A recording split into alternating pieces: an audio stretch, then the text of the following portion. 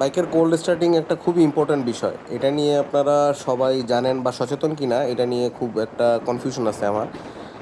আজকে সকালবেলা অফিসের জন্য যখন আমি রওনা দিছি, আমি সেম প্রবলেমটা ফেস করছি এবং এই প্রবলেমটা ফেস করলে আপনার কিভাবে আপনি বাঁচতে পারবেন সেটার একটা আমি আজকে আমার প্র্যাকটিক্যাল অভিজ্ঞতা থেকে আপনাদের সাথে শেয়ার করব। আর কোল্ড স্টার্টিংয়ে হচ্ছে হলো আপনার বেশিরভাগ মানুষ শীতকালে পড়ে, শীতকাল ছাড়াও পড়ে, ব্যাটারির প্রবলেমের কারণে পড়তেই পারে। তো দেখা গেছে যে যেসব বাইকে কিক আছে, কিক স্টার্ট আছে, সেসব বাইকে আসলে সমস্যাটা হইলেও বাঁচার ওয়ে আছে। বাট আমাদের দেখছেন সামনে এই গরমের মধ্যে কুয়াশা পড়ে গেছে, আমাদের এই এফআই বাইকগুলিতে এই প্রবলেমটা আসলে পড়লে কীভাবে বাঁচবেন আমি সেইটাই আজকে শেয়ার করব। তো hey everyone, this is Shamsul Arifin Piyas and you are watching noob rider. Welcome to another blog.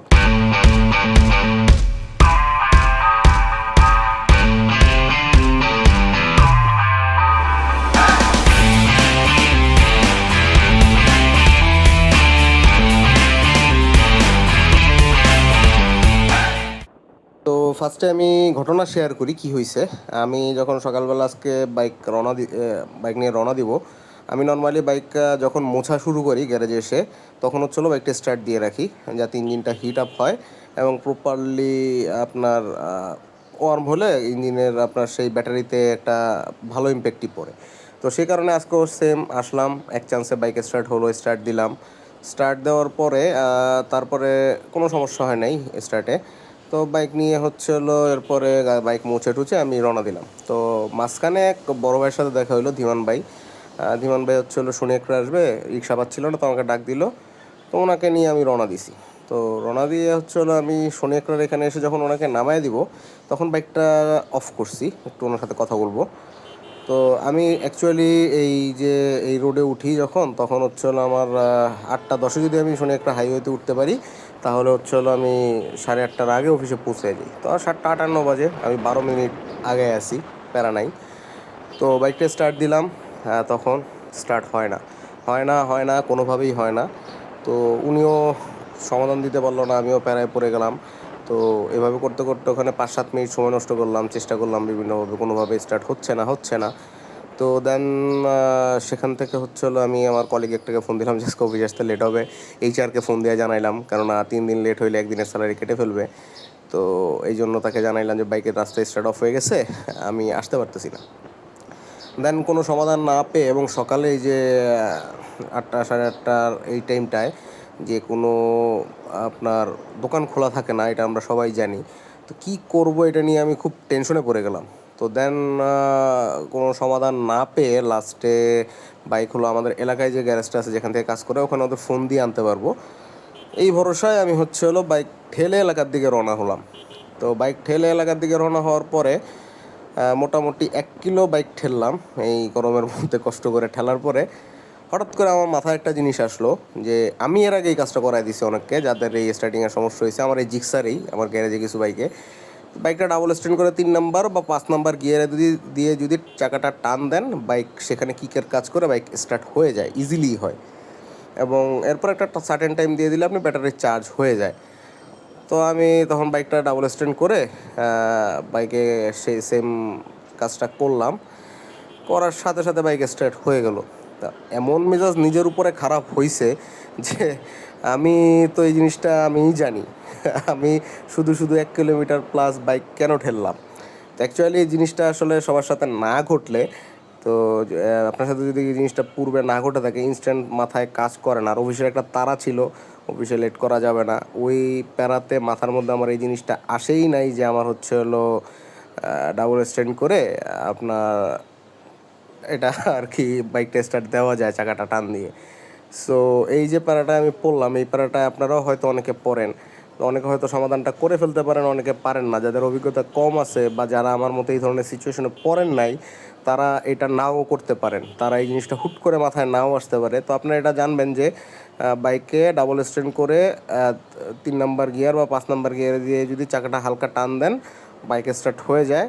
অথবা একটু উঁচু জায়গা থেকে যখন নিচু জায়গায় আপনি বাইকটা ঠেললেও বাইকটা স্টার্ট হয়ে যায়, গিয়ারে দিয়ে ঠেলতে হবে, বাইক স্টার্ট হয়ে যাবে।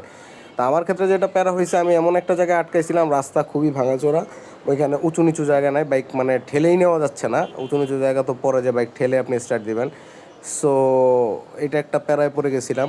আর সকাল সকাল যদি এই ধরনের মুশকিলে পড়েন, এটা আসলে খুবই প্যাথেটিক। এখন আমার বাইকের মাস্টার সার্ভিস আমি লাস্ট ভিডিওতে দেখাইছি, আমি মাস্টার সার্ভিস করাইছি। তখন আমি ব্যাটারির ভোল্টেজ চেক দিছি এবং ভোল্টেজ ওকে। সো ব্যাটারির ভোল্টেজে কোনো সমস্যা ছিল না। কী কারণে হঠাৎ করে রানিং বাইক ডিসচার্জ হয়ে গেল আমি এখনও আমার মাথায় আসতেছে না। এটা আজকে বিকালবেলা যাওয়ার সময় সার্ভিস সেন্টারে দেখাইতে হবে। এটা কিছু করার নাই। এখন হয়ে গেছে যখন হয়ে গেছে কী করব। কিন্তু বড় সমস্যাটা হলো যে আমার মাথায় জিনিসটা আসা উচিত ছিল যে এভাবেও বাইক স্টার্ট দেওয়া যায়। আর এটা আসে নাই, ব্যাড লাক, কী করবো, হইতেই পারে। মানুষ তো, মানুষের ভুল হয়ই।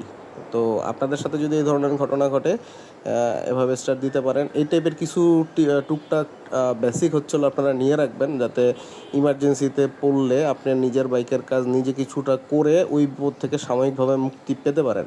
হয়তো টেম্পোরারিলি আপনার বাইকটা যদি স্টার্ট দিতে পারেন, সেক্ষেত্রে আপনি কোনো সার্ভিস সেন্টার পর্যন্ত বা কোনো মেকানিক শপ পর্যন্ত যদি বাইকটা নিয়ে যেতে পারেন কোনো মতে, তো তখন হচ্ছে হলো বাঁচা যায়। সো ওই কারণেই আসলে বলা। আর আপনার হচ্ছে হলো এই ধরনের টিপসের আর কিছু নাই। এটা আমি এর আগেও অনেককে করতে দেখছি, নিজে করছি হয়। আর হলো আপনার আরও কিছু সমস্যায় মানুষ পড়ে, যেমন হচ্ছে হলো দেখা গেছে এইভাবেও হচ্ছে না স্টার্ট, ব্যাটারি এতই বসে গেছে যে স্টার্ট হবে না। তখন আসলে কিছু করার না, তখন আপনার ঠেলে সার্ভিস সেন্টার পর্যন্ত নিয়ে যেতে হবে।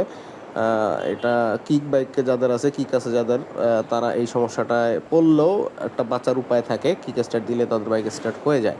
কিন্তু আমরা যেহেতু এফআই বাইক চালাই, আমাদের যেহেতু কিক স্টার্ট নেই, তো আমাদের কিকের পরিবর্তে অবশ্যই কোম্পানি কিছু একটা দিয়ে দিছে, যেটা হলো এই যে 3 নম্বর গিয়ারে দিয়ে চাকা টান দেওয়া।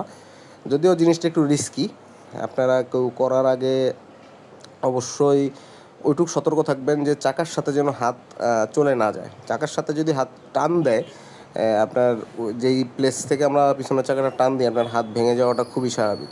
সো এই ধরনের সিচুয়েশনে না পড়ার চেষ্টা করবেন, যাতে হাত ভেঙে যাবে এই টাইপের কিছু না হয়। আর এইটুক সেফটি মেজার করলে ইনশাল্লাহ হচ্ছে হলো আপনার কিছু প্যারাদায়ক মুহূর্তে আপনি বেঁচে যাবেন। তো আজকের ভিডিওটা এই পর্যন্ত, একটা আপনাদের সাথে ঘটনা শেয়ার করব, এই কারণেই আজকে ক্যামেরাটা অন করলাম। তো আজকের ভিডিওটা এই পর্যন্তই। ভিডিওতে কেউ নতুন হয়ে থাকলে চ্যানেল অবশ্যই একটা সাবস্ক্রাইব করে দেবেন, আর ভিডিওতে একটা লাইক কমেন্ট দিবেন। আপনারা একটা লাইক কমেন্ট দিলে পরবর্তী ভিডিও করতে আসলে অনুপ্রেরণা পাই, এবং আমার চ্যানেলটা নতুন, আমি গ্রো করার চেষ্টা করতেছি। আপনাদের সাপোর্ট ওইভাবে পাবো সেটাই আশা করি। তো দেখা হবে সামনের কোনো ভিডিওতে। সেই পর্যন্ত সবাই ভালো থাকবেন, সুস্থ থাকবেন এবং করতে থাকবেন চিল। খোদা হাফেজ।